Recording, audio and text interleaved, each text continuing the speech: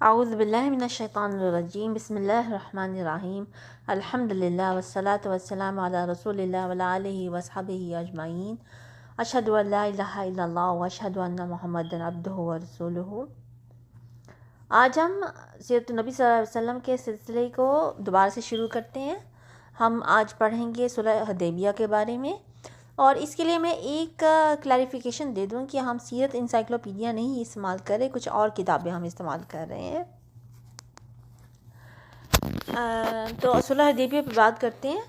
جب جزیرہ نمائے عرب میں حالات بڑی حد تک مسلمانوں کے موافق ہو گئے تو اسلامی دعوت کی کامیابی اور فتح اعظم کے آثار رفتہ رفتہ نمایاں ہونا شروع ہوئے، اور مسجد حرام میں، جس کا دروازہ مشرکین نے مسلمانوں پر 6 برس سے بند کر رکھا تھا، مسلمانوں کے لیے عبادت کا حق تسلیم کیے جانے کی تمہیدات شروع ہو گئیں۔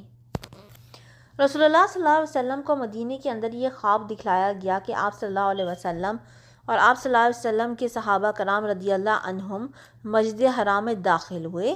آپ صلی اللہ علیہ وسلم نے خانہ کعبہ کی کنجی لی اور صحابہ سمیت بیت اللہ کا طواف اور عمرہ کیا۔ پھر کچھ لوگوں نے سر کے بال منڈائے اور کچھ نے کٹوانے پر اکتفا کیا۔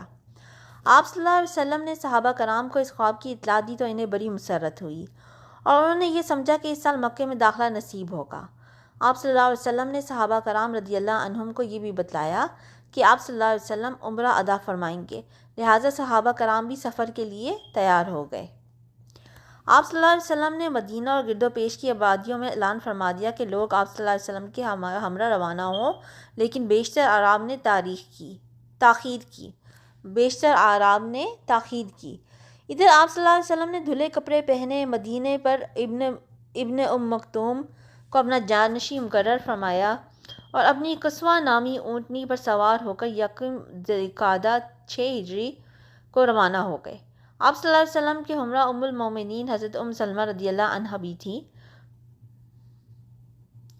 1400 اور کہا جاتا ہے کہ 1500 صحابہ کرام ہم رکاب ہوئے۔ آپ صلی اللہ علیہ وسلم نے مسافرانہ ہتھیار یعنی میان کے اندر بند تلواروں کے سوا اور کسی بھی قسم کا ہتھیار نہیں لیا تھا۔ آپ صلی اللہ علیہ وسلم کا رخ مکے کی جانب تھا۔ ذوالحلیفہ پہنچ کر آپ نے ہدی کو قلادے پہنائے، کوہان چیر کر نشان بنایا اور عمرے کا احرام باندھا، تاکہ لوگوں کو اطمینان رہے کہ آپ صلی اللہ علیہ وسلم جنگ نہیں کریں گے۔ آگے قبیلہ خزاع کا ایک جاسوس بھیج دیا تاکہ وہ قریش کے عزائم کی خبر لائے۔ اسفان کے قریب پہنچے تو اس جاسوس نے آ کر اطلاع دی کہ میں کعب کو اس حالت میں چھوڑ کر آ رہا ہوں کہ انہوں نے آپ صلی اللہ علیہ وسلم سے مقابلے کے لیے حلیف قبائل کو جمع کر رکھا ہے اور بھی جمعیتیں فراہم کی ہیں، اور وہ آپ صلی اللہ علیہ وسلم سے لڑنے اور آپ صلی اللہ علیہ وسلم کو بیت اللہ سے روکنے کا تہیہ کیے ہوئے ہیں۔ اس اطلاع کے بعد نبی صلی اللہ علیہ وسلم نے صحابہ کرام رضی اللہ عنہم سے مشورہ کیا اور فرمایا کہ آپ لوگوں کی یہ رائے ہے کہ یہ لوگ جو قریش کی آنت پر کمر بستہ ہیں، ہم ان کے اہل و عیال پر ٹوٹ پڑیں اور قبضہ کر لیں۔ اس کے بعد اگر وہ خاموش بیٹھتے ہیں تو اس حالت میں خاموش بیٹھتے ہیں کہ جنگ کی مار اور غم و الم سے دوچار ہو چکے ہیں، اور آتے ہیں تو وہ بھی اس حالت میں کہ اللہ ان کی گردن توڑ چکا ہوگا۔ یا آپ لوگوں کی یہ رائے ہے کہ ہم خانہ کعبہ کا رخ کریں اور جو راہ میں حائل ہو اس سے لڑائی کریں۔ اس پر حضرت ابوبکر صدیق رضی اللہ عنہ نے عرض کیا کہ اللہ اور اس کے رسول بہتر جانتے ہیں، مگر ہم عمرہ ادا کرنے آئے ہیں، کسی سے لڑنے نہیں آئے ہیں۔ البتہ جو ہمارے اور بیت اللہ کے درمیان حائل ہوگا اس سے لڑائی کریں گے۔ نبی صلی اللہ علیہ وسلم نے فرمایا اچھا تب چلو، چنانچہ لوگوں نے سفر جاری رکھا۔ ادھر قریش کو رسول اللہ صلی اللہ علیہ وسلم کی روانگی کا علم ہوا تو انہوں نے ایک مجلس شورا منعقد کی اور طے کیا کہ جیسے بھی ممکن ہو مسلمانوں کو بیت اللہ سے دور رکھا جائے۔ چنانچہ رسول اللہ صلی اللہ علیہ وسلم نے جب احابیش سے کترا کر اپنا سفر جاری رکھا تو بنی کعب کے ایک آدمی نے آ کر آپ صلی اللہ علیہ وسلم کو اطلاع دی کہ قریش نے مقام ذی طویٰ میں پڑاؤ ڈال رکھا ہے اور خالد بن ولید 200 سواروں کا دستہ لے کر قرہ الغمیم میں تیار کھڑے ہیں۔ قرہ الغمیم مکہ جانے والی مرکزی اور کاروانی شاہراہ پر واقع ہے۔ خالد نے مسلمانوں کو روکنے کی بھی کوشش کی، چنانچہ انہوں نے اپنے سواروں کو ایک ایسی جگہ تعینات کیا جہاں سے دونوں فریق ایک دوسرے کو دیکھ رہے تھے۔ خالد نے ظہر کی نماز میں جب یہ دیکھا کہ مسلمان رکوع اور سجدے کر رہے ہیں تو کہنے لگے کہ یہ لوگ غافل تھے، ہم نے حملہ کر دیا ہوتا تو انہیں مار لیا ہوتا۔ اس کے بعد طے کیا کہ عصر کی نماز میں مسلمانوں پر اچانک ٹوٹ پڑیں گے، لیکن اللہ نے اسی دوران صلاۃ خوف حالت جنگ کی مخصوص نماز کا حکم نازل کر دیا اور خالد کے ہاتھ سے موقع جاتا رہا۔ ادھر رسول اللہ صلی اللہ علیہ وسلم نے قرى الغمیم کا مرکزی راستہ چھوڑ کر ایک دوسرا پرپیش راستہ اختیار کیا جو پہاڑی گھاٹیوں کے درمیان سے ہو کر گزرتا تھا، یعنی آپ صلی اللہ علیہ وسلم داہنے جانب کترا کر حمش کے درمیان سے گزرتے ہوئے ایک ایسے راستے پر چلے جو ثنیۃ المرار پر نکلتا تھا۔ ثنیۃ المرار سے حدیبیہ میں اترتے ہیں اور حدیبیہ مکہ کے زیریں علاقے میں واقع ہے۔ اس راستے کو اختیار کرنے کا فائدہ یہ ہوا کہ قرى الغمیم کا وہ مرکزی راستہ جو تنیم سے گزر کر حرم تک جاتا تھا اور جس پر خالد بن ولید کا رسالہ تعنیات تھا، وہ بائیں جانب چھوٹ گیا۔ خالد نے مسلمانوں کے گرد و غبار کو دیکھ کر جب یہ محسوس کیا کہ انہوں نے راستہ تبدیل کر لیا ہے تو گھوڑے کو ایڑ لگائی اور قریش کو اس نئی صورتحال کے خطرے سے آگاہ کرنے کے لیے بھاگم بھاگ مکہ پہنچا۔ ادھر رسول اللہ صلی اللہ علیہ وسلم نے اپنا سفر بدستور جاری رکھا۔ جب ثنیۃ المرار پہنچے تو اونٹنی بیٹھ گئی۔ لوگوں نے کہا ہل ہل، لیکن وہ بیٹھی ہی رہی۔ لوگوں نے کہا قصوہ اڑ گئی ہے۔ آپ نے فرمایا قصوہ اڑی نہیں اور نہ اس کی یہ عادت ہے، بلکہ اسے اس ہستی نے روک رکھا ہے جس نے ہاتھی کو روک دیا تھا۔ پھر آپ صلی اللہ علیہ وسلم نے فرمایا اس ذات کی قسم جس کے ہاتھ میں میری جان ہے، یہ لوگ کسی بھی ایسے معاملے کا مطالبہ نہیں کریں گے جس میں اللہ کی حرمتوں کی تعظیم کر رہے ہوں، لیکن میں اسے ضرور تسلیم کر لوں گا۔ اس کے بعد آپ صلی اللہ علیہ وسلم نے اونٹنی کو ڈانٹا تو وہ اچھل کر کھڑی ہو گئی۔ پھر آپ صلی اللہ علیہ وسلم نے راستے میں تھوڑی سی تبدیلی کی اور اقصائے حدیبیہ میں ایک چشمے پر نزول فرمایا جس میں تھوڑا سا پانی تھا اور اسے لوگ ذرا ذرا سا لے رہے تھے، چنانچہ چند ہی لمحوں میں سارا پانی ختم ہو گیا۔ اب لوگوں نے رسول اللہ صلی اللہ علیہ وسلم سے پیاس کی شکایت کی۔ آپ صلی اللہ علیہ وسلم نے ترکش سے ایک تین نکالا اور حکم دیا کہ چشمے میں ڈال دیں۔ لوگوں نے ایسے ہی کیا۔ اس کے بعد واللہ اس چشمے سے مسلسل پانی ابلتا رہا یہاں تک کہ تمام لوگ آسودہ ہو کر واپس ہو گئے۔ رسول اللہ صلی اللہ علیہ وسلم مطمئن ہو چکے تو بدیل بن ورقہ خزاعی اپنے قبیلہ خزاع کے چند افراد کی میت میں حاضر ہوا۔ تہامہ کے باشندوں میں یہی قبیلہ رسول اللہ صلی اللہ علیہ وسلم کا خیر خواہ تھا۔ بدیل نے کہا میں کعب بن لوئی کو دیکھ کر آ رہا ہوں کہ وہ حدیبیہ کے فراواں پانی کے پاس پڑاؤ ڈالے ہوئے ہے، ان کے ہمراہ عورتیں اور بچے بھی ہیں، وہ آپ صلی اللہ علیہ وسلم سے لڑنے، آپ صلی اللہ علیہ وسلم کو بیت اللہ سے روکنے کا تہیہ کیے ہوئے ہیں۔ رسول اللہ صلی اللہ علیہ وسلم نے فرمایا ہم کسی سے لڑنے نہیں آئے ہیں، قریش کو لڑائیوں نے تھکا دیا اور سخت ضرر پہنچایا ہے، اس لیے اگر وہ چاہیں تو ان سے ایک مدت طے کر لو اور وہ میرے اور لوگوں کے درمیان سے ہٹ جائیں، پھر میرے غلبے کی صورت میں جس چیز میری امت میں لوگ داخل ہوں گے اس میں وہ بھی داخل ہو سکتے ہیں، ورنہ مدت کے اختتام تک وہ تازہ تو ہو ہی چکے ہوں گے، اور انہیں لڑائی کے سوا کچھ منظور نہیں، تو اس ذات کی قسم جس کے ہاتھ میں میری جان ہے میں اپنے دین کے معاملے میں ان سے اس وقت تک لڑتا رہوں گا جب تک کہ میری گردن جدا نہ ہو جائے یا جب تک اللہ اپنا امر نافذ نہ کر دے۔ بدیل نے کہا آپ جو کچھ کہہ رہے ہیں میں اسے قریش تک پہنچا دوں گا۔ اس کے بعد وہ قریش کے پاس پہنچا اور بولا میں ان صاحب کے پاس سے آ رہا ہوں، میں نے ان سے ایک بات سنی ہے، اگر چاہو تو پیش کر دوں۔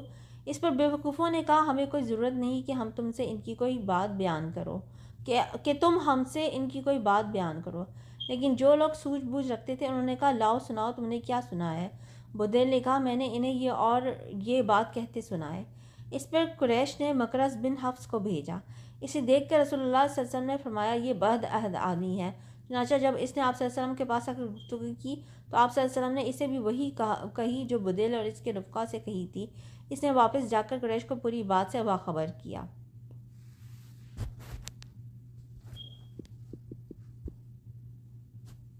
اس کے بعد جلیس بن علقمہ نامی بنو کنانہ کی آدمی نے کہا مجھے ان کے پاس جانے دو۔ لوگوں نے کہا جاؤ۔ جب وہ نمودار ہوا تو نبی صلی اللہ علیہ وسلم نے صحابہ کرام سے فرمایا یہ فلاں شخص ہے، یہ ایسی قوم سے تعلق رکھتا ہے جو ہدی کے جانوروں کا بہت احترام کرتی ہے، لہٰذا جانوروں کو کھڑا کر دو۔ صحابہ نے جانوروں کو کھڑا کر دیا اور خود بھی لبیک پکارتے ہوئے اس کا استقبال کیا۔ اس شخص نے یہ کیفیت دیکھی تو کہا سبحان اللہ، ان لوگوں کو بیت اللہ سے روکنا ہرگز مناسب نہیں، اور وہیں سے اپنے ساتھیوں کے پاس واپس چلا گیا اور بولا میں نے ہدی کے جانور دیکھے ہیں جن کے گلوں میں کلادے ہیں اور جن کے کوہان چیرے ہوئے ہیں، اس لیے میں مناسب نہیں سمجھتا کہ انہیں بیت اللہ سے روکا جائے۔ اس پر قریش اور اس شخص میں کچھ ایسی باتیں ہوئیں کہ وہ تاؤ میں آ گیا۔ اس موقع پر عروہ بن مسعود ثقفی نے مداخلت کی اور بولا اس شخص محمد صلی اللہ علیہ وسلم نے تمہارے سامنے ایک اچھی تجویز پیش کی ہے، لہٰذا اسے قبول کر لو اور مجھے ان کے پاس جانے دو۔ لوگوں نے کہا جاؤ۔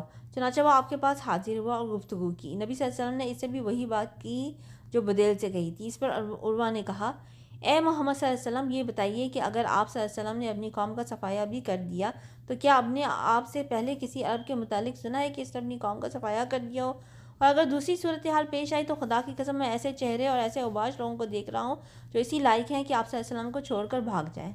اس پر حضرت ابو بکر رضی اللہ عنہ نے غصے میں آ کر کہا، جا لات کی شرمگاہ کو چوس، ہم حضور صلی اللہ علیہ وسلم کو چھوڑ کر بھاگیں گے؟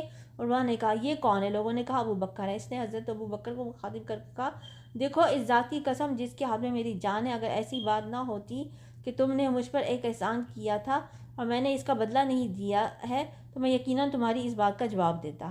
اس کے بعد عروہ پھر نبی صلی اللہ علیہ وسلم سے گفتگو کرنے لگا۔ وہ جب گفتگو کرتا تو آپ کی داڑھی پکڑ لیتا۔ مغیرہ بن شعبہ رضی اللہ عنہ نے نبی صلی اللہ علیہ وسلم کے سر کے پاس ہی کھڑے تھے، ہاتھ میں تلوار تھی۔ عروہ جب نبی صلی اللہ علیہ وسلم کی داڑھی پر ہاتھ بڑھاتا تو تلوار کا دستہ اس کے ہاتھ پر مارتے اور کہتے کہ اپنا ہاتھ نبی صلی اللہ علیہ وسلم کی داڑھی سے پرے رکھ۔ آخر عروہ نے اپنا سر اٹھایا اور بولا، یہ کون ہے؟ لوگوں نے کہا، مغیرہ بن شعبہ ہے۔ اس پر اس نے کہا، او بد عہد، کیا میں تیری بد عہدی کے سلسلے میں دوڑ دھوپ نہیں کر رہا ہوں؟ واقعہ یہ پیش آیا تھا کہ جاہلیت میں حضرت مغیرہ کچھ لوگوں کے ساتھ تھے، پھر انہوں نے قتل کر کے ان کا مال لے بھاگے تھے اور آ کر مسلمان ہو گئے تھے۔ اس پر نبی صلی اللہ علیہ وسلم نے فرمایا تھا کہ میں اسلام تو قبول کرتا ہوں لیکن مال سے میرا کوئی واسطہ نہیں۔ اس معاملے میں عروہ کے دوڑ دھوپ کی وجہ تھی کہ حضرت مغیرہ اس کے بھتیجے تھے۔ اس کے بعد عروہ نبی صلی اللہ علیہ وسلم کے ساتھ صحابہ کرام رضی اللہ عنہم کے تعلق خاطر کا منظر دیکھنے لگا۔ پھر اپنے رفقا کے پاس واپس آیا اور بولا، اے قوم خدا، کیسر و کسریٰ اور نجاشی جیسے بادشاہوں کے پاس جا چکا ہوں، بخدا میں نے کسی بادشاہ کو نہیں دیکھا کہ اس کے ساتھی اس کی اتنی تعظیم کرتے ہو جتنی محمد کے ساتھی محمد کی تعظیم کرتے ہیں۔ خدا کی قسم، وہ کھنکار بھی تھوکتے تھے تو کسی نہ کسی آدمی کے ہاتھ پر پڑتا تھا اور وہ شخص اسے اپنے چہرے اور جسم پر مل لیتا تھا، اور جب وہ کوئی حکم دیتے تھے تو اس کی بجا آوری کے لیے سب دوڑ پڑتے تھے، اور جب وضو کرتے تھے تو معلوم ہوتا تھا کہ اس کے وضو کے پانی کے لیے لوگ لڑ پڑیں گے، اور جب کوئی بات بولتے تھے تو سب اپنی آوازیں پست کر لیتے تھے اور فرط تعظیم کے سبب انہیں بھرپور نظر سے نہ دیکھتے تھے، اور انہوں نے تم پر ایک اچھی تجویز پیش کی ہے، لہٰذا اسے قبول کر لو۔